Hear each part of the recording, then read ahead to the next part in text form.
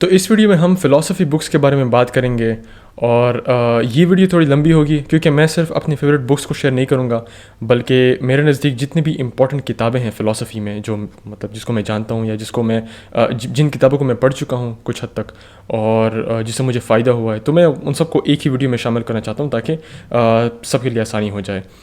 तो I think सबसे पहले हम लॉजिक से शुरू करते हैं, राइट। लॉजिक, क्योंकि लॉजिक इज़ फाउंडेशनल। फिर लॉजिक के बाद philosophy of mathematics, philosophy of science, और फिर वेस्टर्न ट्रेडिशन में मैं जिन फ़िलासफ़र्स को पढ़ता हूँ और जिस स्कूल ऑफ थॉट को मैं पढ़ता हूँ वो शेयर करूँगा आपके साथ। और उसके बाद फिर लास्टली हम इस्लामिक फ़िलासफ़ी और इस्लामिक थियोलॉजी पे बात करेंगे। तो मैंने इस्लामिक फ़िलासफ़ी और थियोलॉजी को आखिर इस वजह से रखा है क्योंकि उसके बाद मैं एक मैसेज शेयर करूँगा, तो मैं चाहता हूँ, तो ये उसके साथ रिलेटेड है, ठीक है। तो खैर, तो I think we should start with logic क्योंकि लॉजिक बहुत इंपॉर्टेंट है। तो आई थिंक जो सबसे पहले जो आपको किताब पढ़नी चाहिए, if you are totally a beginner, मतलब आपको लॉजिक के बारे में कुछ नहीं पता, तो ये किताब है introduction to logic by Irving Copi. ये किताब, ठीक है। अब पहली बात मैं ये बताऊं कि लॉजिक की स्टडी इस वजह से इंपॉर्टेंट है क्योंकि जिस तरह से इमाम गज़ाली कहते हैं कि logic is the foundation of all knowledge, और अगर कोई बंदा लॉजिक को नहीं जानता तो बाकी नॉलेज वो बिल्डअप नहीं कर सकता, तो लॉजिक इज़ वेरी इंपॉर्टेंट। तो ये जो किताब है introduction to logic, I think ये किताब पाकिस्तान में एज अ टेक्स्ट बुक पढ़ाई जाती है to philosophy students as well as to computer science students जो मतलब वो भी मतलब लॉजिक सीखते हैं। तो ये किताब बहुत इंपॉर्टेंट है और इसमें अच्छी बात यह है कि ये बहुत बेसिक से शुरू करता है, और दूसरी जो सबसे इम्पॉर्टेंट बात वो ये है कि इसमें एक्सरसाइजेस हैं, मतलब हर चैप्टर के एंड में एक्सरसाइजेस हैं। तो क्लासिक लॉजिक भी है, मॉडर्न लॉजिक भी है, और उसके साथ साथ जो जो एक्सरसाइजेस हैं वो भी हैं इसमें। तो ये आपको बहुत हेल्प दे सकता है दिस बुक लॉजिक, ठीक है। और मैं चूँकि कंप्यूटर साइंस का स्टूडेंट हूँ तो मैंने डिस्क्रीट मैथमेटिक्स का कोर्स पढ़ा हुआ है। तो उसमें जब मैंने वो कोर्स लिया, उससे पहले मैं लॉजिक पढ़ रहा था, लेकिन वो उस कोर्स को लेने के बाद फिर मुझे हाइपोथेटिकल लॉजिक और प्रोपोजिशन क्या होता है और वो मोडस पोनेंस, मोडस टोलेंस, जितने भी ये कॉन्सेप्ट्स हैं ये सब मुझे आ गए थे। और ये किताब उस वक्त मैं पढ़ रहा था, this was like in second semester या third semester, I don't know. तो introduction to logic is I think a good start. अगर आप बिल्कुल बिगिनर हैं और आप चाहते हैं कि आप लॉजिक कि वो जर्नी स्टार्ट करें, तो इस किताब से आप शुरू कर सकते हैं। लेकिन टू बी वेरी ऑनेस्ट, जो दूसरी किताब जो मेरे नज़दीक इससे भी बेहतर है, और मैं इंट्रोडक्टरी लेवल की बात कर रहा हूँ, वो ये है लॉजिक बाय विल्फ्रेड हॉजेस, ठीक है। तो ये किताब जो है ये भी बिल्कुल एलिमेंट्री लॉजिक है, शुरू से शुरू करता है ये किताब, और ये दूसरी किताब से बेहतर है इन माई एस्टिमेशन, और इसमें भी एक्सरसाइजेस भी हैं, ठीक है। तो अगर आपको ये दोनों मिल गई तो आप दोनों पढ़ लें। अगर आप एक ही ख़रीदना चाह रहे हैं तो I think the other book is actually easily available. ये पाकिस्तान में ईजिली अवेलेबल है, लाइक आई सेड, ये पाकिस्तान में एज अ टेक्स्ट बुक पढ़ाई जाती है, तो दैट्स वाई। लेकिन अगर आपको दोनों मिल गई तो आई थिंक और एक ही ख़रीदना चाहते हैं तो I think you should go for this one. This book explains it more easily. और तो ये वो दो किताबें हैं जो बिल्कुल रिकमेंडेड हैं, मस्ट हैं। और डजेंट मैटर अगर आप हिस्ट्री के स्टूडेंट हैं या लिटरेचर के हैं, लॉजिक को सीखना इंपॉर्टेंट है क्योंकि लॉजिक को सीख के ही फिर आपका दिमाग जो है वो शार्प हो जाता है, क्योंकि जब आपके दिमाग को वो रगड़ा मिलता है ना, वो जब आपका दिमाग एक रिगर से गुजरता है, लॉजिकल रीजनिंग, मैथमेटिक्स वगैरह, तो उससे फिर आप बाकी सब्जेक्ट्स में जो मुश्किल, जो टफ़ कॉन्सेप्ट्स होती हैं या स्टडीज़ होती हैं, उसको आप आसानी से ग्रास्प कर पाते हैं क्योंकि आपका दिमाग बहुत से टेक्निकल मटेरियल से गुजर चुका होता है। तो योर माइंड बिकम्स शार्प, ठीक है। तो लॉजिक की स्टडी ऐसे ही इंपॉर्टेंट है। अगर आप सिर्फ अपनी मैथमेटिकल स्किल्स या प्रॉब्लम सॉल्विंग स्किल्स को भी इम्प्रूव करना चाहते हैं तो लॉजिक इंपॉर्टेंट है, ठीक है। तो ये किताबें दोनों या इसमें से एक आप ज़रूर पढ़ें, तो this is recommended for everyone. अच्छा, ये तो हो गया लॉजिक। अब कुछ और दो तीन और किताबें हैं जो अगेन सबके लिए रिकमेंडेड है, स्पेशली अगर आप फ़िलासफ़ी के स्टूडेंट हो। तो जो पहली किताब है जो मैं चाहता हूँ कि हर फ़िलासफ़ी का स्टूडेंट पढ़े, वो ये है, philosophical devices, proofs, probabilities, possibilities, sets. इसमें बहुत से मुश्किल कॉन्सेप्ट्स को आसानी से एक्सप्लेन किया हुआ है, ठीक है। तो इसका अगर मैं फॉर एग्जांपल इसका मैं अगर आपको कंटेंट पढ़ा दूँ, तो पहला पार्ट है सेट्स एंड नंबर्स, फिर उसमें नाइव सेट थ्योरी, उस पर हम बात करेंगे जब मैं रसल की जो किताब है प्रिंसिपल्स ऑफ मैथमेटिक्स की बात करूँगा। फिर मतलब ए प्रायोरिटी नेसेसिटी क्या है, और फिर प्रोबेबिलिटी क्या है, कोरिलेशन कॉजेशन, और फिर गोडल्स थ्योरी वगैरह। तो इसमें बहुत सी मतलब अब जो मुश्किल कॉन्सेप्ट्स हैं, आइडियाज़ हैं, उसको इस किताब ने आसानी से एक्सप्लेन किया है। और इसको मैं मतलब ऑलमोस्ट हाफ पढ़ चुका हूँ इसको बाय द वे। और इससे मुझे bye the way Russell paradox से मैं सीख रहा था, मुझे ये असाइनमेंट मिला था, तो मैंने अपने लिए ये चूज़ किया रसल पैराडॉक्स। तो मैंने वही इस किताब ने बहुत हेल्प की उसको समझने में। रसल पैराडॉक्स पे भी हम बात करेंगे, लेकिन this is a really important book, और ये मैं चाहता हूँ कि हर किसी के पास ये किताब हो। मुझे ट्विटर में किसी ने रिकमेंड की थी, और I am really helpful for him. तो खैर, philosophical devices you should definitely get this book. Pakistan में आसानी से नहीं मिलेगी है, तो you know what to do, मतलब PDF आप डाउनलोड कर सकते हैं। जो दूसरी किताब है जो मैं चाहता हूँ कि सब लोग पढ़ें अदर देन दीज 3, वो है more precisely the math you need to do philosophy. और ये किताब लिखी है एरिक स्टाइनहार्ट ने। इसमें भी मतलब नाम से ज़ाहिर है जो मैथमेटिकल कॉन्सेप्ट्स हैं, टर्मिनोलॉजीज़ हैं, या पॉइंट्स ऑफ कंटेंशन या डिस्कशन है, उसको इस किताब ने आसानी से एक्सप्लेन किया है। अगेन ये बहुत टफ कॉन्सेप्ट्स हैं, लेकिन इस किताब ने आसानी से एक्सप्लेन किया है, तो इसको पढ़ के फिर you will be able to understand what those debates are. ठीक है, तो अगर आप फिलोसफी, मैथमेटिक्स या कंप्यूटर साइंस के स्टूडेंट हैं, तो और फिलोसफी में आपका इंटरेस्ट है, तो ये किताब ज़रूर पढ़ें। आपके लिए ये पढ़ना आसान भी होगा बाय द वे। तो अगेन अगर आपको इंटरेस्ट नहीं भी है, तो इस किताब को पढ़ के आपके दिमाग को वो रिगर मिल सकता है जिसकी बदौलत आप बाकी सब्जेक्ट्स को आसानी से ग्रास्प कर सकते हैं। ठीक है, तो मोर प्रिसाइसली अनदर वन। अच्छा, अब एक और ये लास्ट किताब है जो मैं चाहता हूँ कि हर कोई पढ़े, जनरल फिलोसफी और लॉजिक की मैं बात कर रहा हूँ। वो है just the arguments, 100 of the most important arguments in western philosophy. तो नाम से ज़ाहिर है इसमें 100 आर्ग्यूमेंट्स हैं वेस्टर्न फ़िलासफ़ी में। और इसमें अगर अगेन कंटेंट अगर मैं पढ़ के सुना दूँ, तो इसमें बहुत से फ़िलासफ़ी ऑफ रिलीजन, उस पर एटलीस्ट 13 आर्ग्यूमेंट्स हैं जिसको आसानी से एक्सप्लेन किया गया है। मेटाफिज़िक्स पे पता नहीं ऑलमोस्ट 20 आर्ग्यूमेंट्स हैं। उसके अलावा एपिस्टेमोलॉजी में बहुत से आर्ग्यूमेंट्स हैं, एथिक्स पे, philosophy of mind, science and language. तो जो पास्ट में जितने भी फ़िलासफ़र्स गुजरे हैं, उन्होंने इन फील्ड्स में जो आर्ग्यूमेंट्स प्रेजेंट किए हैं जो बहुत इंपॉर्टेंट हैं, उसको इस किताब ने आसानी से एक्सप्लेन किया है। तो मैं a while back I was reading ये फ़िलासफ़ी ऑफ लैंग्वेज के सेक्शन में हिलरी पुटनम का जो आर्ग्यूमेंट है, टॉमस कुन का जो आर्ग्यूमेंट है, द इनकमेंसरेबिलिटी आर्ग्यूमेंट। तो इनकमेंसरेबिलिटी आर्ग्यूमेंट ये कहता है कि टू समराइज इट क्विकली, वो ये कहता है कि ये जो अंडरस्टैंडिंग है साइंस की, कि ये तो लीनियर प्रोग्रेस की तरफ हम जा रहे हैं। मतलब पहले हमारी एक अंडरस्टैंडिंग थी, अब दूसरी है, और वक्त के साथ साथ हम फाइनली हम एक मतलब फाइनल ऑब्जेक्टिव ट्रूथ तक पहुंच जाएंगे थ्रू साइंस। ये जो अंडरस्टैंडिंग है, टॉमस कुन इसको क्रिटिसाइज़ करते हैं through his argument which is called incommensurability argument. तो इनकमेंसरेबिलिटी आर्ग्यूमेंट ये कहता है कि साइंस में इस तरह स्टेप बाय स्टेप डेवलपमेंट नहीं होती, और ना ही इस तरह से प्रोग्रेस होता है स्टेप बाय स्टेप। साइंस में अगर मैं एक एग्जांपल दूं, मास जो है, मास न्यूटन के पर्सपेक्टिव में मास की एक डिफिनेशन है, आइंस्टाइन की थ्योरी में मास की दूसरी डिफिनेशन है। और इवन तो लफ्ज़ एक ही इस्तेमाल करें, लेकिन जो मतलब जो अंडरस्टैंडिंग है मास की, वो बिल्कुल डिफरेंट है। तो फिर हम कैसे कह सकते हैं कि this is like a step by step progress from Newton to Einstein when they are understanding mass in a totally different way. तो इनकमेंसरेबिलिटी आर्ग्यूमेंट, और बिल्कुल मतलब 1-2 पेजेस में उसको समराइज़ किया था, बल्कि उसको बिल्कुल एक आर्ग्यूमेंट की तरह प्रेजेंट किया था उसे। तो this was very easy to understand.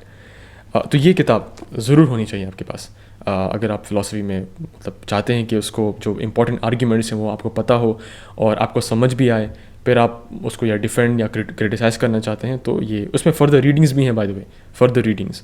तो ये किताब आपके पास ज़रूर होनी चाहिए, जस्ट द 100 आर्ग्यूमेंट्स। अच्छा, अब एक और किताब है जो मैं just for fun I bought this, it's called philosophy of logic by Hilary Putnam. ये 70 पेजेस की किताब है ये, ठीक, और 70 पेजेस की है। और इसमें भी मतलब पहला चैप्टर है कि व्हाट इज़ लॉजिक, फिर एक और चैप्टर है लॉजिक वर्सेस मैथमेटिक्स, ये मैं नहीं समझता कि मतलब रिकमेंडेड है सबके लिए इम्पोर्टेंट, लेकिन आई थिंक ये आपको एक डीप पर्सपेक्टिव दे सकती है कि व्हाट लॉजिक है वगैरह वगैरह। तो ये आप पढ़ सकते हैं।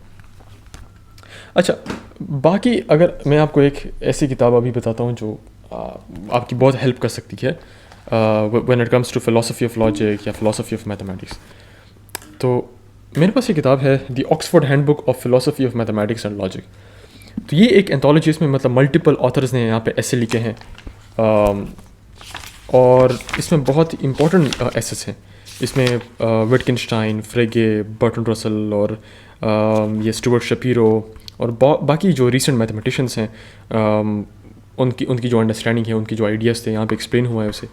ठीक है, तो यहाँ पे चैप्टर 4 जो है it's called Wittgenstein on philosophy of logic and mathematics, तो वो एक्सप्लेन हुआ है।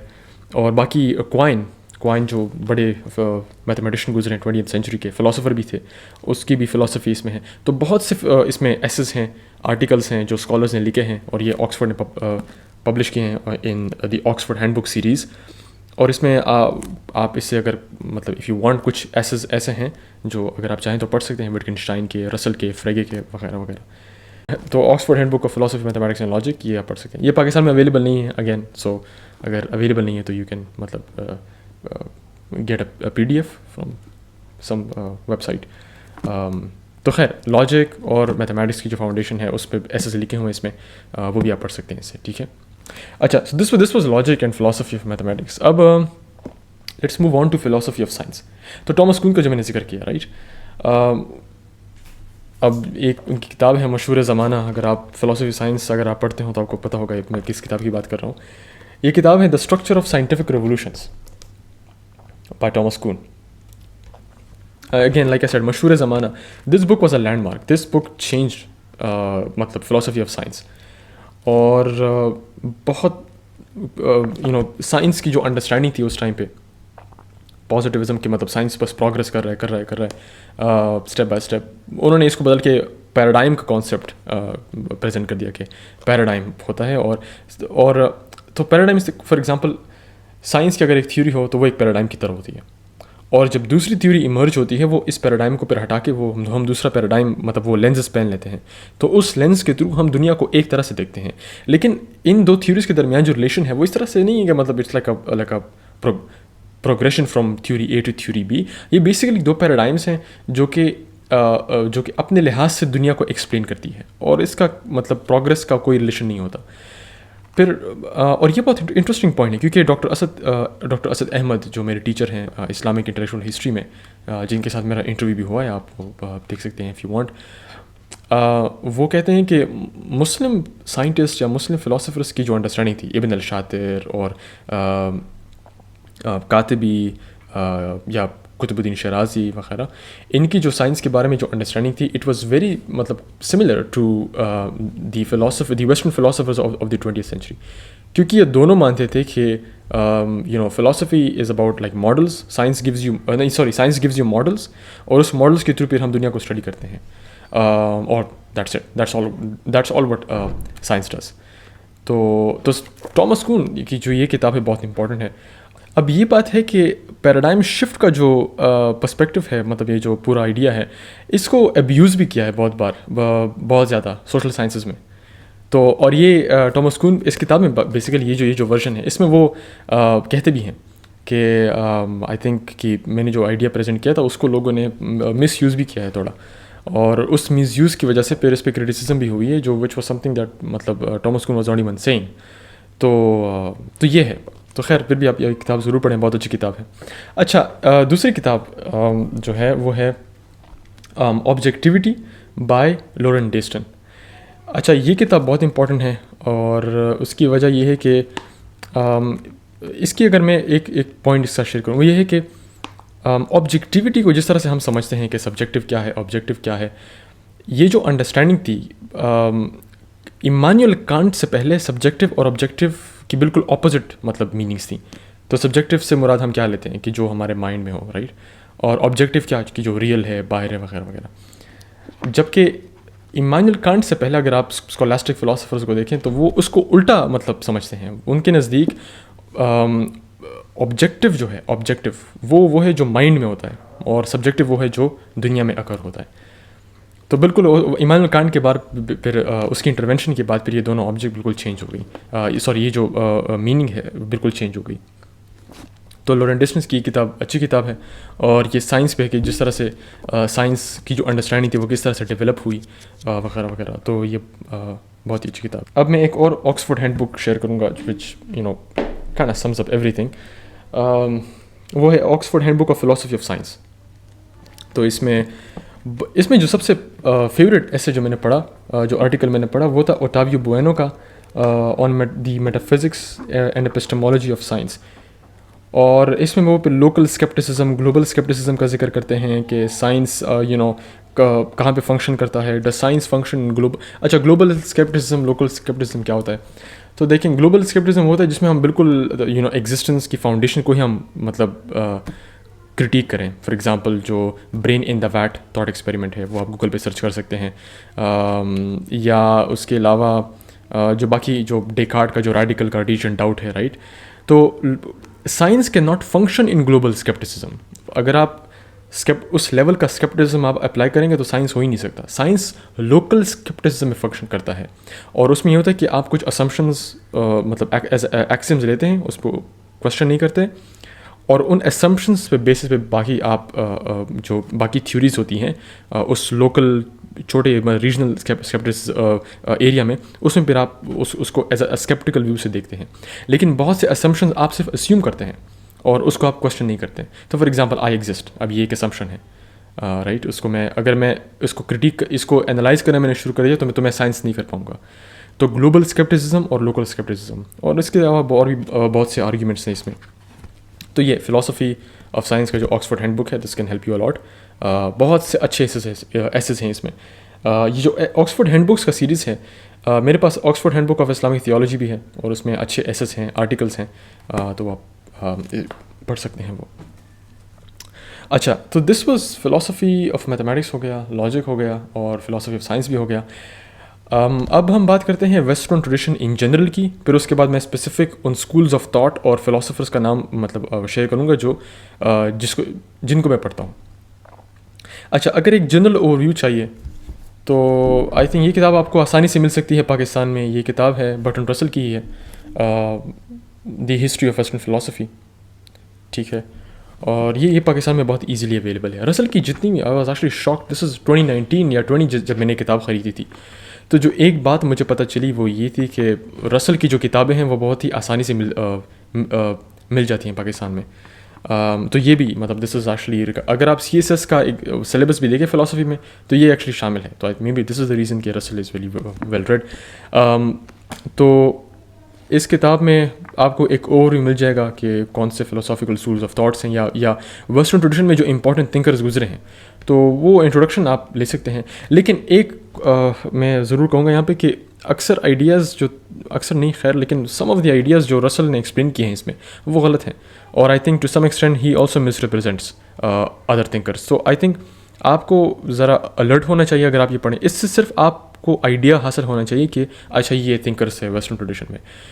फिर उसके बाद अगर आप चाहते हैं किसी पर्टिकुलर स्कूल ऑफ थॉट को आप मतलब स्टडी करें, तो उस पर जो ऑक्सफोर्ड हैंड बुक्स हैं या रूटलेज क्लासिक्स हैं या कैम्ब्रिज कंपेनियंस हैं, राइट, ये एक सीरीज़ होती हैं।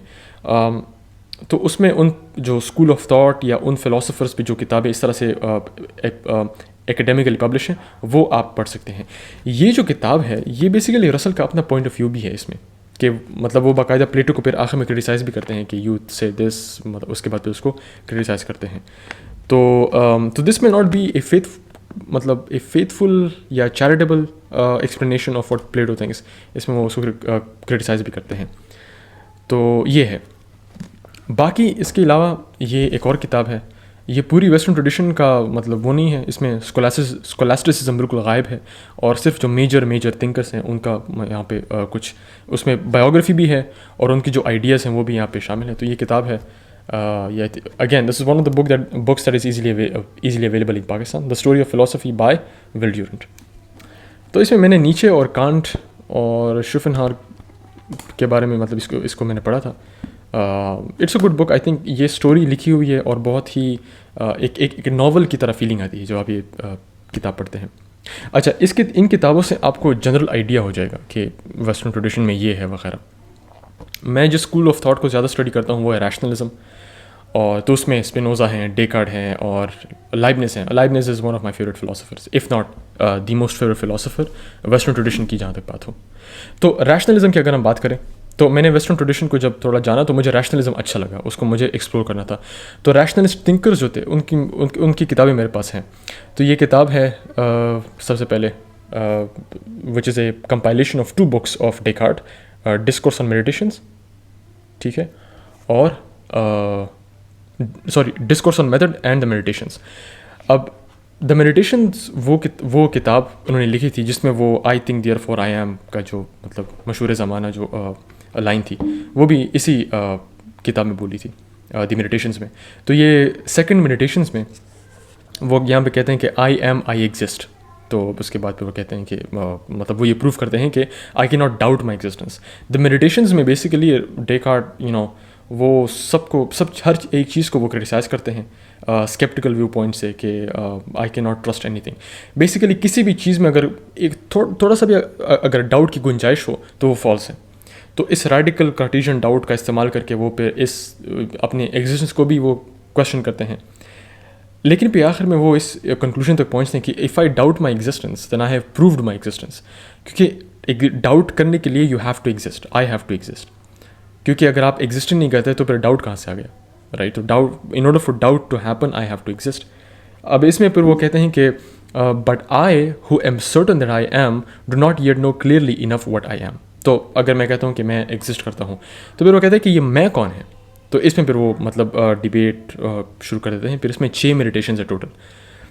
अच्छा, अब कुछ लोग कहते हैं कि कार्टेशियन डाउट जो है जिसमें सब मतलब हर एक चीज़ को वो डाउट करते हैं Descartes, that is very similar to Ghazalian doubt, जिसमें इमाम गजाली की अगर आप ऑटोबायोग्राफी पढ़ें द डिलीवरेंस फ्रॉम एरर या द सेवियर फ्रॉम एरर, उसमें भी वो इस तरह का एक मतलब सिस्टमेटिक डाउट के थ्रू गुजरते हैं। तो फिर लोग कहते हैं कि चूँकि इन सिमिलैरिटीज़ को नोट करने के बाद फिर लोग कहते हैं कि Descartes was inspired by Imam Ghazali. अब that may be the case कि इमाम गजाली इंस्पायर्ड डेकार्ड, लेकिन I don't think that the Cartesian doubt is exactly the same या even I was so closely the same as the Ghazalian doubt. और उसमें एक video बनाऊँगा, ठीक है? तो गजालियन डाउट और कार्टेशियन डाउट में फ़र्क है। तो खैर that is a topic for another day. लेकिन दोनों में ये सिमिलैरिटी है कि दोनों जो फिलोसोफर्स हैं वो ये कहते हैं कि वो बेसिकली सेंसेस को डाउट करते हैं, फिर अपने रीज़न को डाउट करते हैं, फिर उसके बाद वो एक ऐसे सिचुएशन में चले जाते हैं जिसमें वो they are not certain of anything. फिर दोनों फिर एक मतलब सर्टनिटी तक पहुंच जाते हैं कि मतलब एग्जिस्टेंस है वगैरह वगैरह। तो ये एक सिमिलैरिटी है। अच्छा, तो रैशनलिज्म में जो दूसरा जो अगेन जो मेरे फेवरेट थिंकर हैं लाइबनिस, तो उसकी किताबें मेरे पास हैं। लेकिन उससे पहले एक रैशनलिज्म का जनरल ओवरव्यू अगर आपको चाहिए तो ये किताब आप पढ़ सकते हैं, द रैशनलिस्ट्स। और इसमें डेकार्ड हैं, स्पिनोज़ा हैं, लाइबनिस हैं, तीनों हैं। इनकी जो किताबें हैं ये देखें, इसमें भी है डिस्कोर्स ऑन मेथड और मेडिटेशंस। स्पिनोज़ा की वही किताब है और फिर लाइबनिस की ये 2 किताबें हैं, ठीक है, डिस्कोर्स ऑन मेटाफिजिक्स और मोनोडोलॉजी। तो इसमें जो मेन प्रोपोनेंट्स हैं रैशनलिज्म के, तो उनके आइडियाज़ यहाँ पे हैं। तो ये भी है। मैं अभी लाइबनिस को ही पढ़ रहा हूँ और डेकार्ड को भी कभी कभी पढ़ लेता हूँ। स्पिनोज़ा को मैंने अभी तक शुरू नहीं किया, but I think I should. Spinoza is an incredible thinker. अच्छा, जिस तरह से लोग कार्टेशियन डाउट और गजालियन डाउट को कंपेयर करते हैं और डेकार्ड और इमाम गजाली की जो सिमिलरिटीज़ हैं उनको नोट करते हैं, इसी तरह से लोग स्पिनोज़ा और इब्न सिना की जो सिमिलरिटीज़ हैं उनको भी वो नोट करते हैं लोग। तो because they have similarities in, for example दोनों नेसेसिटेरियन हैं और उनकी जो अंडरस्टैंडिंग है गॉड के बारे में बहुत ही सिमिलर है। और स्पिनोज़ा ने इब्न सिना को पढ़ा हुआ है, मतलब like he knows the ideas of Ibn Sina. लेकिन वो जो मैं वीडियो बनाऊंगा तो उस पर हम बात करेंगे। अच्छा, लाइबनिस के बाद लाइक आई सेड कैम्ब्रिज, अगर आप किसी फिलोसॉफिकल स्कूल ऑफ थॉट को समझना चाह रहे हैं या किसी फिलोसोफर को एक्सप्लोर करना चाह रहे हैं तो Cambridge companion is a good example. या ऑक्सफोर्ड में जो कंपेनियंस पब्लिश होते हैं उस फिलोसोफर से रिलेटेड, तो वो आप पढ़ सकते हैं। मेरे पास एक कैम्ब्रिज कंपेनियन है टू लाइबनिस, और इसमें मतलब लाइबनिस की फ़िलासफ़ी, उसकी अंडरस्टैंडिंग मेटाफिज़िक्स के बारे में और लॉजिक और थियोलॉजी सब कुछ है इसमें, उनकी डेवलपमेंट किस तरह हुई अंडरस्टैंडिंग में। तो ये सब कुछ है। तो I have this Cambridge companion of Leibniz. अगर मैं एक और कैम्ब्रिज कंपेनियन आपके साथ शेयर करूँ, वो है कांट, इमैनुअल कांट। ठीक है, तो इस तरह से आप कैम्ब्रिज कंपेनियन मतलब ढूंढें। आई थिंक फ्रांसिस बेकन का भी है, डेकार्ट का भी है, और बाकी फ़िलासफ़र्स का भी है, तो आप ये मतलब हासिल कर सकते हैं। ठीक है, अच्छा, लाइबनिज के बारे में मेरे पास एक और किताब है ऑन लाइबनिज, और ये जो ऑथर हैं, this author has actually died, I think he died in 2020। लेकिन ये लाइबनिज में बहुत बड़े रिसर्चर हैं, इन्होंने बहुत काम किया है लाइबनिज पे। तो ये जो किताब है उसमें वो लाइबनिज की आइडियाज़ को ही एक्सप्लेन करते हैं यहाँ पे, उनकी मोनोडोलॉजी, पॉसिबल वर्ल्ड्स, और लाइबनिज की जो अंडरस्टैंडिंग थी लॉजिक और एपिस्टेमोलॉजी की जो रिलेशन थी, उसको बहुत आसानी से, बहुत आसान नहीं, खैर बहुत थोड़ा मुश्किल ज़बान है यहाँ पे, लेकिन मतलब this is very important book, और ये बहुत रेयर भी है। ये मेरे पास ओरिजिनल फॉर्म में है, तो ये भी आप पढ़ सकते हैं if you want to explore rationalism या लाइबनिज। अच्छा, वेस्टर्न ट्रेडिशन में जो दूसरे फ़िलासफ़र हैं जिनको मैंने बहुत पढ़ा है और मैं उनसे बहुत इंस्पायर हूँ, मैं अग्री नहीं करता, आई थिंक आई मोस्टली डिसएग्री, लेकिन अगेन मुझे इंस्पायर किया है और मैं उनकी बहुत इज़्ज़त करता हूँ। वो है बर्ट्रैंड रसल। तो मेरे पास उनकी कुछ किताबें हैं, वो एक minute, just give me a second. अच्छा, तो मेरे पास ये रसल की कुछ किताबें हैं। मैंने फ़िलासफ़ी की शुरुआत बाय द वे रसल से ही शुरू की। ये किताब मैंने पढ़ी, ठीक है, Russell N outline of philosophy, और ये बहुत पुरानी किताब है, आप ये हशर देख सकते हैं, सॉरी, लेकिन बहुत पुरानी किताब है और बहुत पढ़ चुका हूँ इसे। उसमें मैंने फ़िलासफ़ी की शुरुआत यहाँ से की।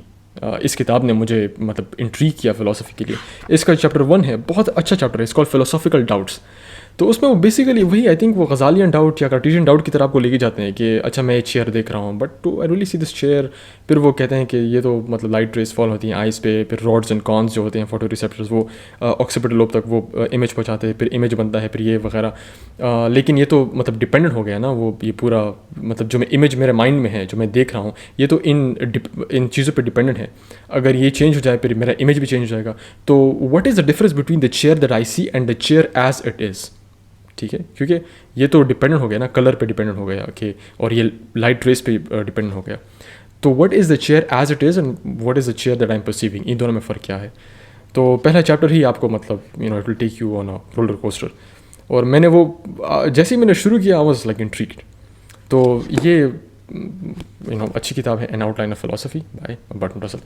अच्छा, इस किताब में मैं एक कोट शेयर करना चाहता हूँ which is related to the video that I made, जिसमें मैंने इमाम गज़ाली की कॉज़ालिटी के अंडरस्टैंडिंग के बारे में जो वीडियो बनाई थी। तो मैं एक कोट शेयर करना चाहूँगा इससे related, just give me a second. तो ये चैप्टर 11 है, ठीक है, और चैप्टर 11 का नाम है causal laws of in physics, ठीक है, कॉजल लॉज इन फिज़िक्स। तो पेज 126 पे वो कहते हैं, बर्ट्रैंड रसल कहते हैं कि we must not have any notion of compulsion as if the cause forced the effect to happen. फिर कहते हैं कि the notion of compulsion is just as little applicable to effects as to causes. To say that causes compel effects is as misleading as to say that effects compel causes. Compulsion is anthropomorphic, ठीक है। फिर कहते हैं कि science is concern merely with what happens, not with what must happen. तो इसमें भी वो कॉज़ैलिटी का जो नेसेसरी लिंक है कॉज और इफेक्ट में, उसको वो डिनाई करते हैं। तो I guess Russell was also against science. वो भी मतलब साइंस, बाय द वे ये इनकी जो फ़िलासफ़ी थी 1970 तक डोमिनेंट थी। एनालिटिकल फ़िलासफ़र थे, तो इनकी फ़िलासफ़ी 1970 तक डोमिनेंट थी। तो आई डोंट नो व्हाई वहाँ पर डिक्लाइन क्यों नहीं आया। तो खैर, this is for those who think that Imam Ghazali denied causality, which is wrong. उन्होंने नेसेसरी लिंक को डिनाई किया था, बट अगेन उस पर बात कर चुका हूँ 40 मिनट तक। अच्छा, रसल की एक और किताब है फ़िलोसॉफिकल एसेज। इसमें एक ऐसे है प्रैग्मेटिज्म के बारे में और द मॉनेस्ट थ्योरी ऑफ ट्रूथ, वो दो मैं पढ़ चुका हूँ बहुत पहले, लेकिन अच्छी थी, टॉट मी अ लॉट। उसके अलावा अच्छा, ये बहुत इंटरेस्टिंग किताब है, ये भी फ़िलासफ़ी ऑफ मैथमेटिक्स है। तो ये किताब है प्रिंसिपल्स ऑफ मैथमेटिक्स, और इस किताब का मकसद ये है कि बेसिकली फ़िलासफ़ी ऑफ लॉजिक जो है वो बिल्कुल आइडेंटिकल, सॉरी मैथमेटिक्स और लॉजिक जो है वो आइडेंटिकल हैं। और अगर आप जो अगेन मशहूर ज़माना रसल्स पैराडॉक्स या रसल्स बार्बर पैराडॉक्स, वो भी इस किताब में पहली बार पब्लिश हुआ था। तो रसल पैराडॉक्स को मैं एक्सप्लेन नहीं करूँगा, वो उस पर मुझे वो पूरा आता है और मैंने उस पर प्रेजेंटेशन भी दी थी यूनिवर्सिटी में, और किसी को समझ नहीं आई थी सिवाय मेरे एक दोस्त के जो भी मतलब पागल है, वो फ़िलासफ़ी पढ़ता है वो भी। तो रसल पैराडॉक्स बहुत इंटरेस्टिंग है। उसमें बेसिकली वो सेट थ्योरी को अगर आसान अल्फाज में समराइज़ करूँ, आई डोंट वांट टू से लिटिल ऑन इट, तो set theory naive set theory जो है, नाइव सेट थ्योरी, उसके दो एक्सियम्स हैं। एक्सियम ऑफ एक्सटेंशनबिलिटी जो ये कहता है कि a set is known by its parts या मेंबर्स। जो दूसरा एक्सियम है वो it's called the axiom of comprehensibility, कि for every condition there is a set. मतलब अगर दिमाग में कोई भी कंडीशन आप सोचें कि मतलब अ ग्रुप ऑफ 5 पीपल या a group of I don't know Asim Munir, train और पाकिस्तान की इकोनॉमी, तो ये एक सेट है। A set for every condition there is a set. कोई कंडीशन आप माइंड में इमेजिन करें, उसका एक सेट बन सकता है। A set is a combination of anything basically. तो जो सेकंड एक्सियम है, रसल इसको क्रिटिसाइज़ करते हैं, वो बोलते हैं कि जो दूसरा एक्सियम है वो एक पॉइंट पे फेल हो जाता है, यहाँ पे कॉन्ट्रडिक्शन शो हो जाती है, और वो है कि तो अगर for every condition there is a set, what about a condition that says के a set of all subsets that are not members of themselves. आप समझने की कोशिश ना करें, दिस इज़ वेरी मतलब दिमाग, इसको पढ़ने के लिए मुझे वीडियोस देखने पड़े, लेकिन जब मैंने फिलोसॉफिकल डिवाइसेस की जब किताब पढ़ी, उसमें जो एक्सप्लेनेशन दी गई थी, I understood the whole thing, और एक दो वीडियोस भी हैं जो आप देख सकते हैं। तो खैर, जब ये स्टेटमेंट उन्होंने दिया कि ये कंडीशन है जिसपे ये एक्सियम है कंप्रहेंशनबिलिटी का, नाइव सेट थ्योरी का, ये फेल हो जाता है, और उसको प्रूव भी करते हैं। तो खैर, मैं इस पर एक वीडियो, इफ़ यू वांट कि मैं इस पर वीडियो बनाऊँ, ये barber paradox, Russell's barber paradox पे, तो do let me know in chat. इसमें मैंने बहुत अच्छी प्रेजेंटेशन बनाई है, जिसमें मैंने इसको बहुत आसान, मतलब बिल्कुल आसान अल्फाज में इसको एक्सप्लेन किया है, क्योंकि मैं बहुत ख्वार हुआ था जब मैं इसको पहली बार समझने की कोशिश कर रहा था। क्योंकि एक तो मेरे बेसिक्स क्लियर नहीं थे लॉजिक के बारे में, और मैं इसको directly I just jumped into it. तो खैर, बट इफ़ यू वांट, मैं इस पर प्रेजेंटेशन बनाई है, इफ़ यू वांट मैं इस पर वीडियो बना लूँगा, do let me know in the chat, ठीक है। तो प्रिंसिपल ऑफ मैथमेटिक्स ये हाई लेवल है, एडवांस्ड है, और मैं इसको, मुझे भी मुश्किल होती है इसको पढ़ने में। यही वजह है कि मैं मैथ्स और लॉजिक को फिर से ज़्यादा पढ़ रहा हूँ, ताकि मुझे समझ में आए। तो principle of mathematics is an advanced book. जो तीसरे फ़िलासफ़र हैं वेस्टर्न ट्रेडिशन में, जिसको मैं पढ़ता हूँ अभी, तो खैर बहुत टाइम हो गया उनकी फ़िलासफ़ी को इतना नहीं पढ़ा मैंने, लेकिन ये एक फ़िलासफ़र हैं विटकिनस्टाइन। उनकी ये अगेन मशहूर है ज़माना, ट्रैक्टेटस लॉजिको फ़िलोसॉफिकस। इसमें 7 प्रोपोजिशंस हैं और सब प्रोपोजिशंस हैं। बहुत छोटी किताब है ये भी, 60-70 पेजेस की है, 7 प्रोपोजिशंस हैं इसमें। तो फर्स्ट प्रोपोजिशन, फिर मतलब 1 प्रोपोजिशन, फिर 1.1, फिर 1.11, इस तरह से 7 प्रोपोजिशन उन्होंने लिखे हैं। तो इस किताब का आर्ग्यूमेंट जो था, विटकिनस्टाइन ने उसको खुद ही रिफ्यूट किया अपनी अगली किताब में, फ़िलोसॉफिकल इन्वेस्टिगेशंस, जो आप ज़रूर पढ़ें। मैंने नहीं पढ़ी, लेकिन मैंने सुना है कि इट्स एक्चुअली वेरी इंटरेस्टिंग, और उसमें वो अपने इस किताब की जो थीसिस है उसको ये रिफ्यूट करते हैं। अब विटकिनस्टाइन को समझने के लिए, अगेन इसको अगर आप ऐसे ही पढ़ेंगे समझ में नहीं आएगा आपको, बहुत टेक्निकल है, बहुत टफ है। और यूट्यूब में बहुत से अच्छे लेक्चर्स हैं, वीडियोस मौजूद हैं जो आपको एक्सप्लेन कर सकती है ये किताब। उसके अलावा अगर आपको किताब चाहिए जो ये एक्सप्लेन करे, तो ये किताब है विटकिनस्टाइन की कॉन्सेप्ट्स, और फिर विटकिनस्टाइन के जितने भी आइडियाज़ हैं उसको ये किताब आसानी से एक्सप्लेन करती है, ठीक है, विटकिनस्टाइन की कॉन्सेप्ट्स। तो ये Wittgenstein is another philosopher that I मतलब इंजॉय रीडिंग।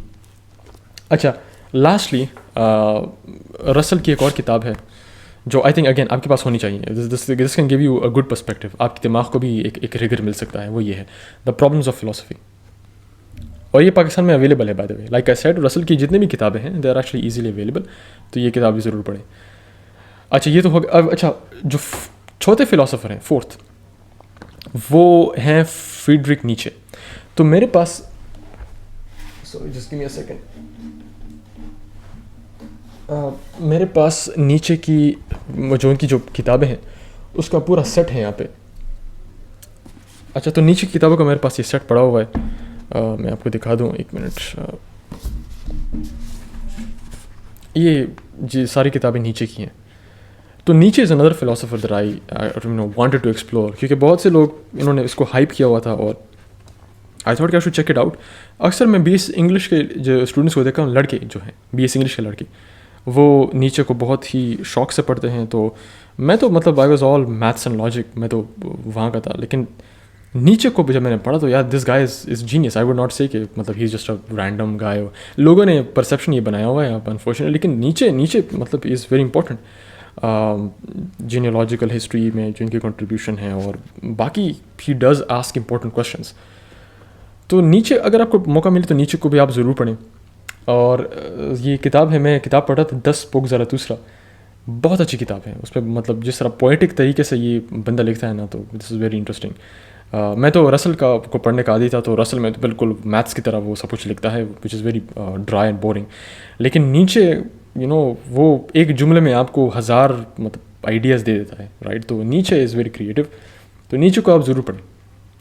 अच्छा, तो ये तो थे सारे वेस्टर्न फिलोसफर्स जो या स्कूल्स ऑफ थॉट जो मैं पढ़ता हूँ। अब मैं और भी मतलब I have also read Michel Foucault, उनकी किताब है डिसिप्लिन एंड पनिश, वो मैं पढ़ चुका हूँ। तो उसके अलावा जो फिनोमेनोलॉजिस्ट हैं लाइक हाइडेगर, बिन्सवागर, उनकी आइडियाज़ को भी पढ़ चुका हूँ। लेकिन इनकी किताबें मेरे पास नहीं है, तो दैट्स वाई। और उसके अलावा आई think I should also mention something else. जो पेरेनियल फ़िलासफ़ी का जो ट्रेडिशन है जो इमर्ज हुआ वेस्ट में, और जो मॉडर्निटी की जो क्रिटिक आई इसकी तरफ इससे इस पेरेनियल फ़िलासफ़ी से, तो उसके बारे में भी मेरे पास कुछ किताबें हैं। ये एक मतलब जिस स्कॉलर ने पेरेनियल फ़िलासफ़ी को स्टार्ट किया, रेने गिनो या रेने गेनॉन जिसे कहते हैं इंग्लिश में, तो रेने गिनो जो है this is also an important thinker, और इनकी किताब है the rise of quantity and the signs of the times, the rise of quantity and signs of times। इसमें मॉडर्न वर्ल्ड को और मॉडर्न जो अंडरस्टैंडिंग है मतलब दुनिया के बारे में, मटेरियल वर्ल्ड, फिजिकल वर्ल्ड, इसको वो क्रिटिसाइज़ करते हैं। और ये खुद मैथमेटिशियन भी थे, फ़िलासफ़र भी थे। तो पेरेनियल फ़िलासफ़ी की शुरुआत होती है रेने गेनॉन से, और इसमें इस किताब में बहुत सी चीज़ों को वो यहाँ पे हाईलाइट करते हैं, उसको क्रिटिसाइज़ करते हैं मॉडर्न वर्ल्ड से रिलेटेड। इसके अलावा उनकी एक और किताब है crisis of the modern world, वो पढ़ सकते हैं, अच्छी किताब है। मैं आधी पढ़ी, उसके बाद फिर छोड़ दी क्योंकि मुझे आइडिया हो गया। ये एक और बहुत ही इंटरेस्टिंग किताब है, logic and transcendence, is by Frithjof Schuon, बहुत मुश्किल नाम है फ्रिदजॉफ। तो इसका चैप्टर 1 में पढ़ रहा था, it's called the contradictions of relativism या इस तरह कुछ था। लेट मी सी, हाँ, the contradiction of relativism. It was amazing, मतलब जिस तरह से रिलेटिविज्म को इन्होंने शार्पली क्रिटिक किया ना, तो this was very interesting. Perennial philosophy मेरे पास इनफैक्ट एक अच्छा पेरेनियल फ़िलासफ़ी मेरे पास 2 और किताबें हैं। खैर सॉरी, ये तो नहीं, एक है, ये भी फ्रिदजॉफ ने लिखी है, called Islam and perennial philosophy. ठीक है, फ्रिदजॉफ ने लिखी इस्लाम एंड पेरेनियल फ़िलासफ़ी। तो इसमें बेसिकली वो इंटरसेक्शन बताते हैं कि किस तरह से रिलेटेड हैं या वगैरह, और modern world, modern materialist understanding को वो यहाँ पे क्रिटिसाइज़ करते हैं। तो truth and present, seeds of diverge. खैर, तो ये पेरेनियल फ़िलासफ़ी है। ये एक और किताब है जो कि पेरेनियलिस्ट फ़िलासफ़र ने ही लिखी है, ह्यूस्टन स्मिथ। ठीक है, beyond the post modern mind bye Houston Smith. ठीक है, और इसमें भी मतलब मॉडर्न जो अंडरस्टैंडिंग है वेस्टर्न फ़िलासफ़ी की 20th सेंचुरी में जिस तरह से कल्मिनेट हुई, उसको वो क्रिटिसाइज़ करते हैं। और बाकी फ़िलासफ़र्स का भी जिक्र है, हाइडेगर का, विटकिंस्टाइन का वगैरह वगैरह, उसको क्रिटिसाइज़ करते हैं ये लोग। तो खैर ये तो मुझे भूल गया था, बाय द वे, ये पेरेनियल फ़िलासफ़ी मुझे पता नहीं है किताब यहाँ पे थी। अच्छा, तो ये पेरेनियल फ़िलासफ़ी की 4 किताबें हैं मेरे पास। अच्छा, उसके अलावा कांट का मैंने जिक्र किया, इमानुएल कांट मेरे पास कैम्ब्रिज कंपेनियन है, क्योंकि मैं चाहता हूँ कि फ्यूचर में कांट को थोड़ा पढ़ूँ, उसको ज़रा मतलब क्रिटिक करूँ। अच्छा, now finally let's talk about Islamic philosophy and theology. अब शुरू करने से पहले आई से वन थिंग कि मेरे पास वेस्टर्न फ़िलासफ़ी से रिलेटेड बहुत सी ज़्यादा किताबें हैं कंपैरेटिवली स्पीकिंग, और आई थिंक उसकी वजह यह है कि वो ईजिली अवेलेबल है, नंबर 1। नंबर 2, लैंग्वेज एक्सेस है, इंग्लिश आती है हम सबको। और तीसरी वजह यह है कि अगर मैं इस्लामिक थियोलॉजी, इस्लामिक फ़िलासफ़ी की बात करूँ, कि हमारे पास ये किताबें इस वजह से नहीं है क्योंकि एक तो लैंग्वेज बैरियर है, नंबर 1, हमें अरबिक नहीं आती। और ये सिर्फ अरबिक में नहीं, ये किताबें जो हैं इस्लामिक फ़िलासफ़ी से जो हिस्टोरिकली लिख चुके हैं लोग 17वीं सेंचुरी में, 16-15 सेंचुरी में, ये अरबिक में है। और आम अरबिक नहीं है, टेक्निकल अरबिक है। और टेक्निकल अरबिक पर हमें आम अरबिक नहीं आती, टेक्निकल तो बिल्कुल भी नहीं आती, ठीक है। मैं अरब्स को ख़ुद नहीं आती, वो ये जो किताबें हैं जो टेक्निकल अरबिक में लिखी है बहुत बहुत टफ़ है, डेंस से बहुत ज़्यादा। तो आई थिंक एक तो ये लैंग्वेज बैरियर है जिसकी वजह से ये इस्लामिक फ़िलासफ़ी में हम किताब नहीं पढ़ पाते। और दूसरी वजह ये है कि ये ईज़िली अवेलेबल नहीं है, मतलब इनकी ट्रांसलेशंस नहीं हुई इंग्लिश में। तो आई थिंक सोल्यूशन इसका ये हो सकता है कि या तो हम स्कूल में मतलब all over the Muslim world, Pakistan में स्पेसिफिकली ऐसे प्रोग्राम शुरू हो जाएं कि हमें बेसिक अरबिक हमें सीखने को मिले। बोलना वो दूर की बात है, समझना, पढ़ना तो हमें आता है क्योंकि हम तिलावत करते हैं, कुरान पढ़ते हैं। समझना आई थिंक अगर हमें वो आ जाए तो बस काफ़ी है। अक्सर हमने देखा होगा स्कूल टाइम में कि आप इंग्लिश को बोल नहीं सकते थे लेकिन आप समझ सकते थे, राइट। कोई आपको इंग्लिश में कुछ बोलता, आपको दिमाग में समझ आ जाता था या पढ़ के आपको आइडिया क्लियर हो जाता था, लेकिन वो फिर आप सिर्फ बोल नहीं पाते थे। अक्सर स्टूडेंट्स का मैंने यही देखा है। तो आई थिंक अगर हम सिर्फ रीडिंग कॉम्प्रहेंशन भी अगर सीख पाएँ इस प्रोग्राम के थ्रू, तो I think this will open a universe of our own tradition. तो अनफॉर्चुनेटली, अच्छा एक तो ये सोल्यूशन, दूसरा सोल्यूशन ये है कि इस्लामिक फ़िलासफ़ी को आप इंग्लिश में ट्रांसलेट करें। ये भी पॉसिबल इस वजह से, मतलब ये अच्छा सोल्यूशन नहीं होगा, मैं इसको प्रायोरिटी नहीं दूंगा क्योंकि लैंग्वेज में ट्रांसलेशन का जो बिज़नेस है दैट इज़ वेरी मैसी। अक्सर कॉन्सेप्ट्स, आइडियाज़ जो एक ट्रेडिशन में, एक लैंग्वेज में होती हैं, और वो जब आप दूसरे ट्रेडिशन, दूसरे लैंग्वेज में उसको ट्रांसलेट करते हैं तो वो मीनिंग, जो कॉन्सेप्ट होता है वो दैट लूजेस इट्स एसेंस, ठीक है।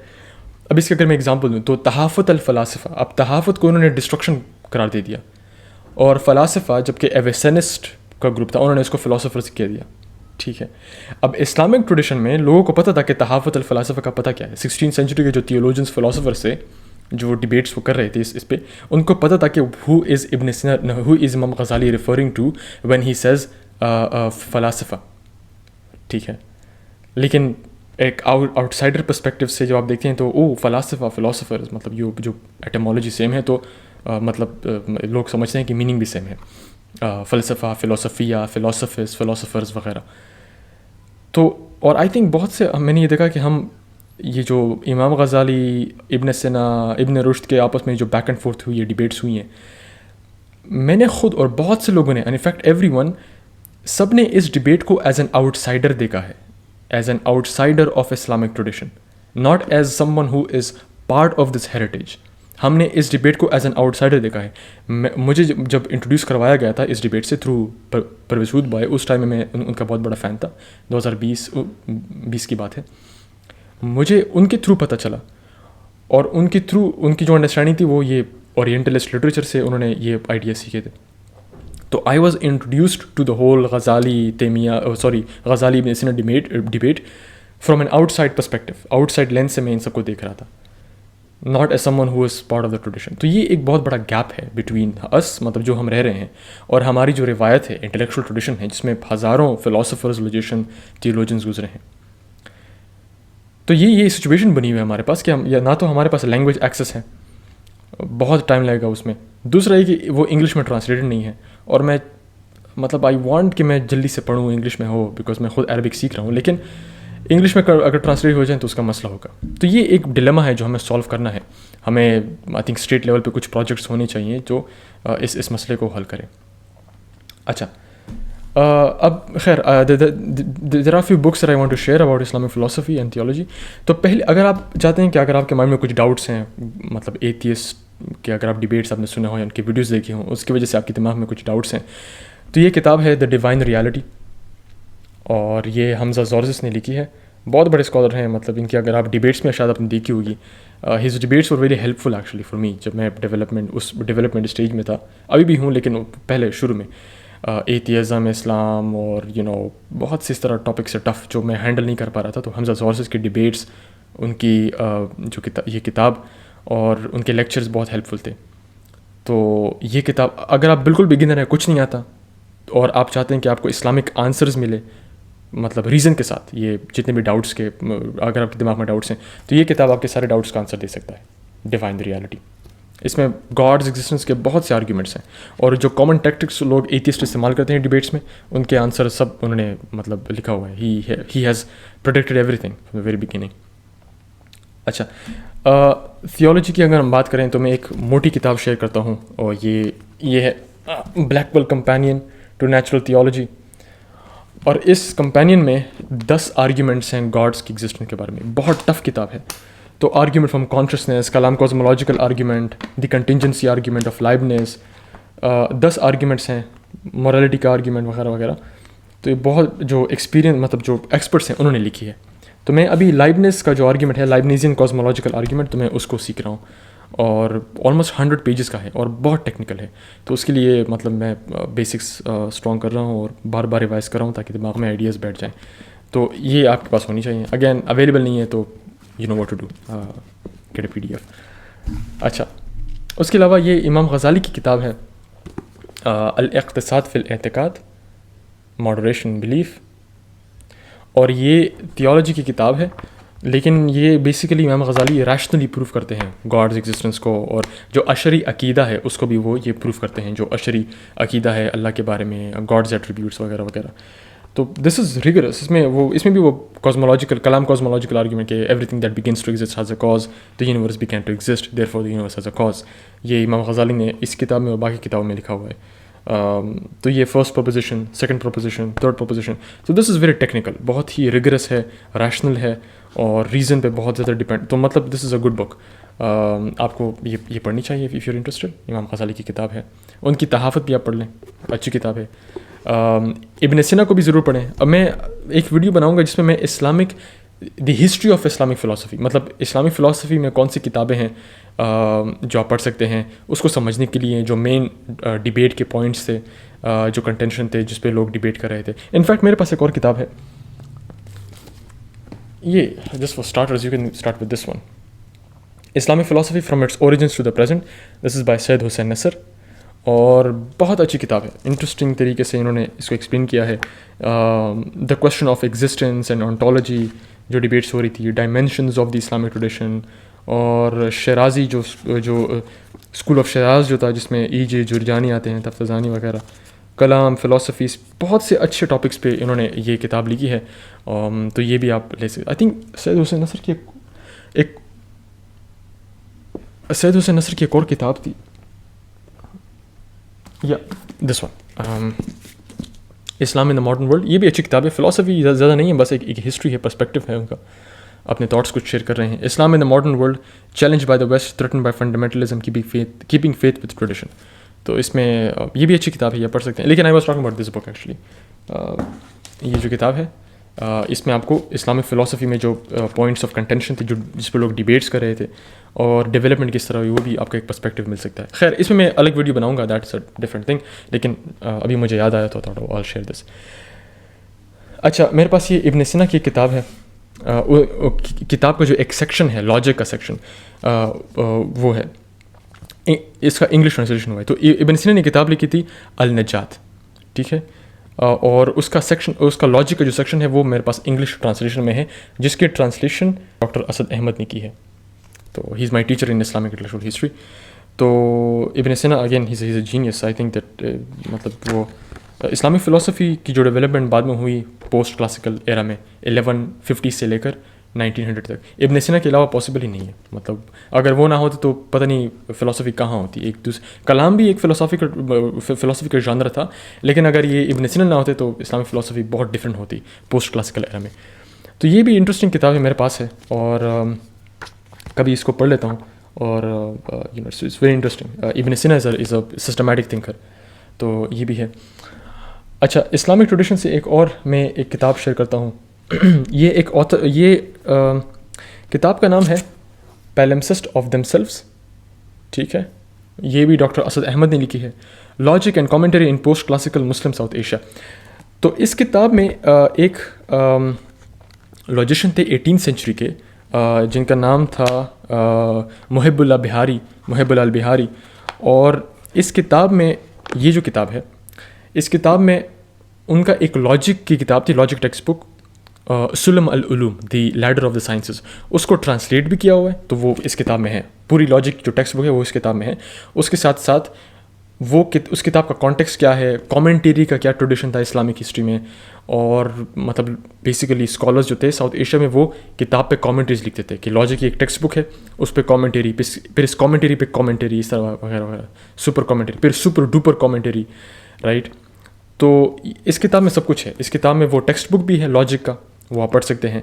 उसके अलावा थ्योरी ऑफ कमेंटेरी के कमेंटरीज क्या है इस्लामिक ट्रेडिशन में, उसकी पूरी एक्सप्लेनेशन है। हिस्ट्री भी है इसमें, और किन किन स्कॉलर्स ने कमेंटरीज लिखी, सब है इसमें। तो दिस इज़ एक्चुअली मतलब, और ये किताब फ्रीली अवेलेबल है बाय द वे। इसका PDF में डिस्क्रिप्शन में शेयर करूँगा, और तो आप पढ़ सकते हैं। बाकी जितने रिसोर्स मटेरियल हैं, मतलब विटकिंस्टाइन को समझने के लिए या बाकी फ़िलोसॉफिकल कॉन्सेप्ट आइडियाज़ को समझने के लिए जो वीडियोज़ या कोर्सेज मैंने लिए हैं, तो वो मैं डिस्क्रिप्शन में शेयर करूँगा, तो आप पढ़ सकते हैं। तो खैर, यू डू मतलब read this one as well. उसका फ्री PDF आपको अवेलेबल है, तो इसको ज़रूर पढ़ें। ठीक है, हमारे ट्रेडिशन में एक बहुत बड़े लॉजिशियन गुजरे हैं। अच्छा, now I want to focus on Sheikh al Attas. तो मैंने वो जो मेरे लास्ट वीडियो है जिसमें मैंने सेकुलरिज्म के बारे में बात की, तो वो शेख अल-अत्तास बहुत बड़े फ़िलासफ़र हैं हमारी हिस्ट्री में।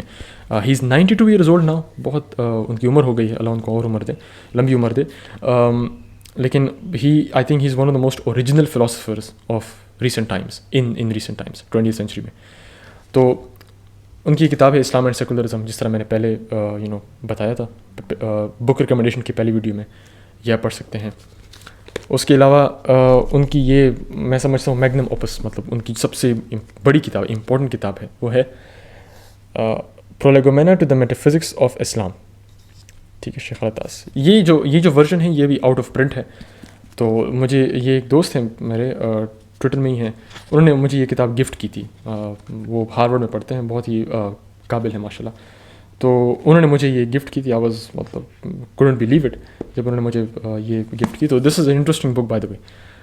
तो आप इसको ज़रूर, शेख अल-अत्तास को आप ज़रूर पढ़ें। ये बहुत टेक्निकल है, आपको अगेन बैकग्राउंड चाहिए फ़िलासफ़ी में, मेटाफिज़िक्स में, रिगरस थिंकिंग में, लेकिन ये जो है ये आप पढ़ सकते हैं। दिस इज़ ये उन्होंने इस किताब का अगर आप शुरू में देखें तो this book is dedicated to the youth. Sheikh al Attas ने ये किताब मुसलमान यूथ के लिए लिखी थी। ये यहाँ पे लाइन है, राइट, ये आप पढ़ सकते हैं, टू द मुस्लिम यूथ। ठीक है, अच्छा, तो ये आप ज़रूर पढ़ें, बहुत अच्छी किताब है। और शेख अल-अत्तास की एक और किताब है मेरे पास, जो ये उनकी आखिरी किताब है बाय द वे। ठीक है, ये एक ट्रीटिस है। तो इस किताब का नाम है इस्लाम एंड द कवेनेंट्स फुलफिल्ड।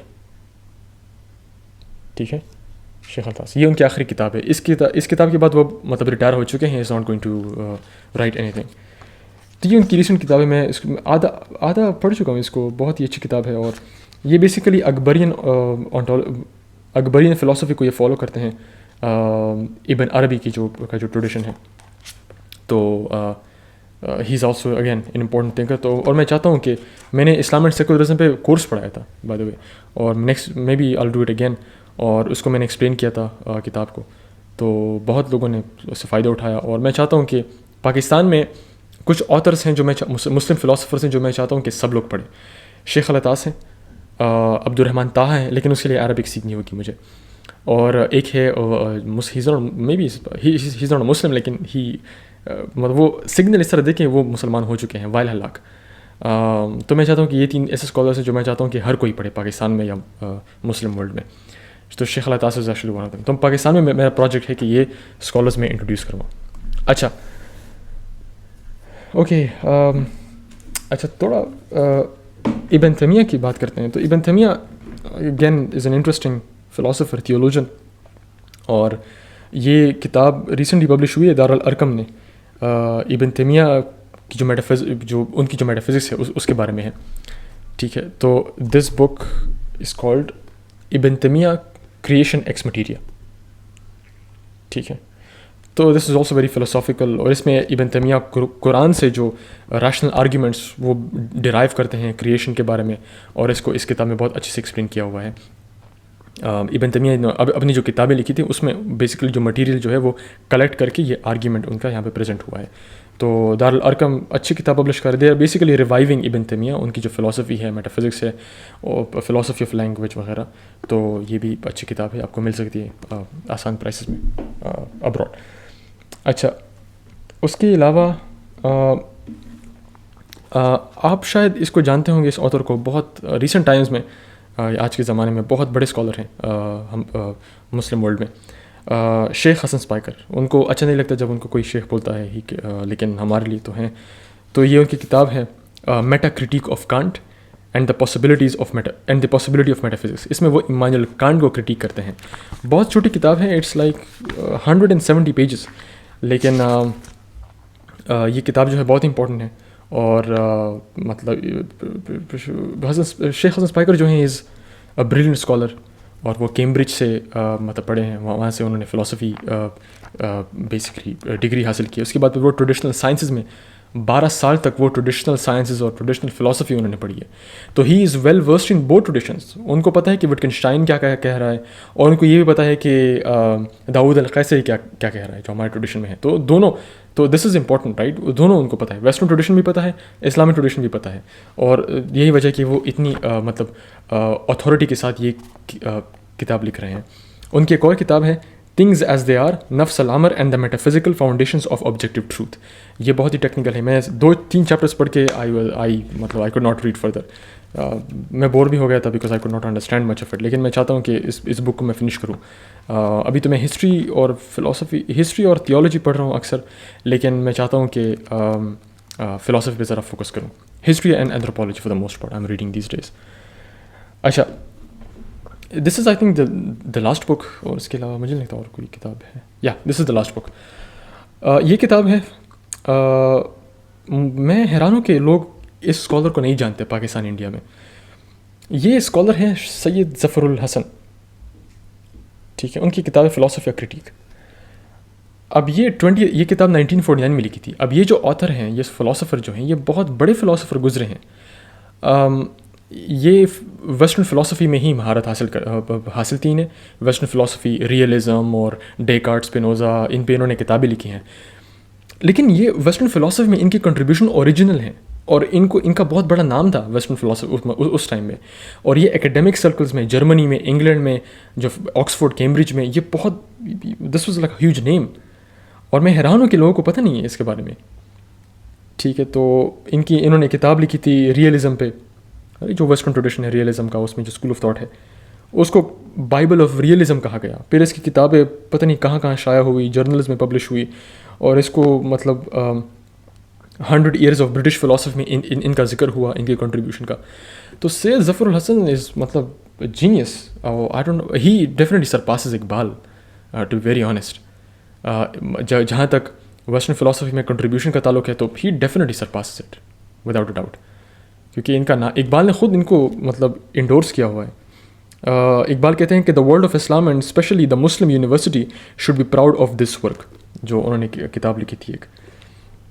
तो खैर ये आपको मिल सकती है, बाय द वे, एक पाकिस्तान में आपको मिल सकती है। सिर्फ ये लिखें philosophy critique Syed Zafarul Hasan PK, फिर आपको ये किताब का वो बेसिकली वो शॉप्स आपको मिल जाएंगी। तो पाकिस्तान इंडिया में आई think if you know Iqbal, you should know this is well. This is a genius. और मतलब जो पीछे मैं ये पढ़ रहा हूँ, ये एंडोर्समेंट्स, दिस इज़ शॉकिंग। और इस किताब का इंट्रोडक्शन भी AK ब्रोही ने लिखा है, जो खुद एक फ़िलासफ़र गुजर चुके हैं। I think if I am not wrong, Suhail Academy, जहाँ से किताबें मिलती हैं, AK Brohi is the one who established Suhail Academy, but God knows best. तो खैर ये सारी फ़िलासफ़ी, लॉजिक, थियोलॉजी की किताबें थी जो मैंने प्रेजेंट की। और आप बताएं कि which one of them is your favourite. और बाकी अगर कोई वीडियो के लिए कोई सजेशन तो मुझे ज़रूर बताएं, वो भी हो जाएगा। तो आई एंड दिस वीडियो, 1 घंटा हो गया है ऑलमोस्ट रिकॉर्ड के मुताबिक। तो I end this video right here. Thank you for watching.